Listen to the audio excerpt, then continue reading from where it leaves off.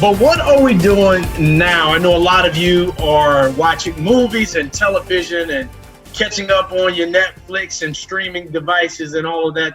So I wanted to bring in a good friend of mine, Sam Hallenbeck. We love to call him Movie Man Sam because he knows everything about movies. Sam, thank you so much for joining us today.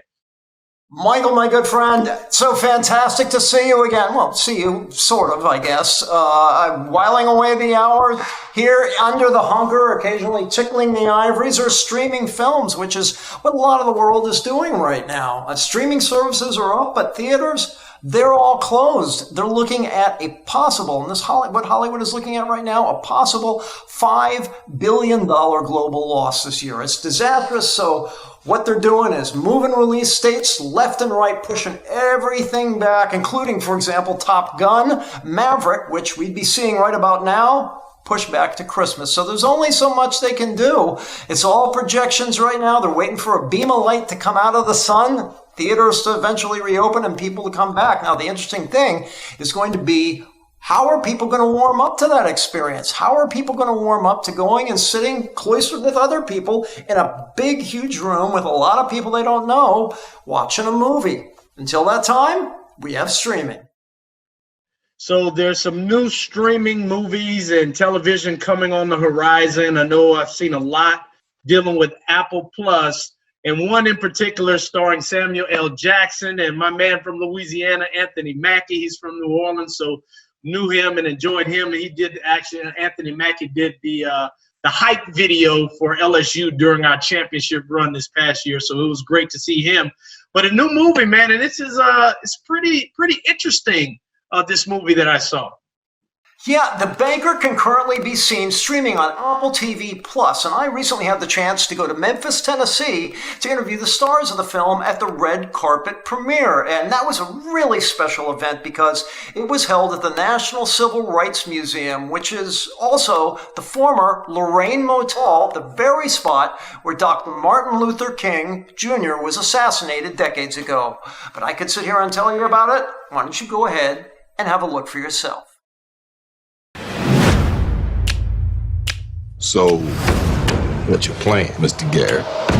How would you like to buy a bank? What the hell do we know about banking? Owning a bank is like owning the other side of the real estate business. There's a few complexities you just left out. Like what?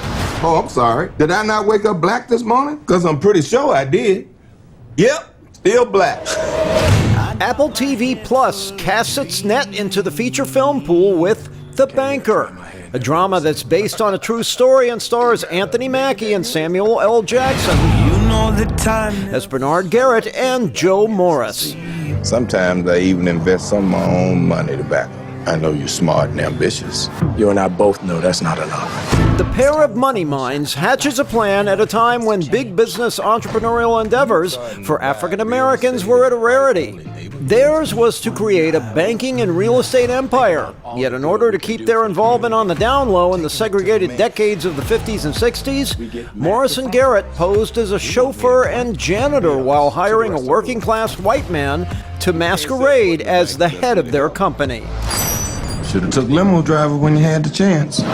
So the good folks at Apple TV Plus decided to hold the premiere of The Banker at a very apropos place when we're talking about civil rights, and that is Memphis, Tennessee, home of the National Civil Rights Museum. And right behind me is the former Lorraine Motel. And on that balcony, it's the very spot where Dr. Martin Luther King lost his life in 1968. I got to ask you here about doing the premiere at such a special place. So it's not a regular red carpet. This is something completely different here at the Lorraine. What's that mean to you?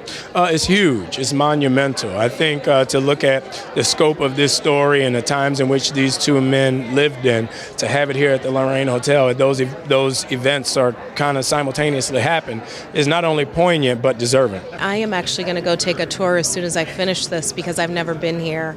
I'm so honored to be in Memphis where there's so much Black history and so many cultural iconic moments here for us. And I think, to be able to show the movie here for the first time is lovely. It's great. I don't know anything about banking. I don't know how to buy a bank. We'll teach you everything you need to know. Now, I'll admit, I'm no banker, so I had to play catch-up a few times when it came to the film's money speak. Not so for Jackson. Yeah, I understood it. I understood the math of it.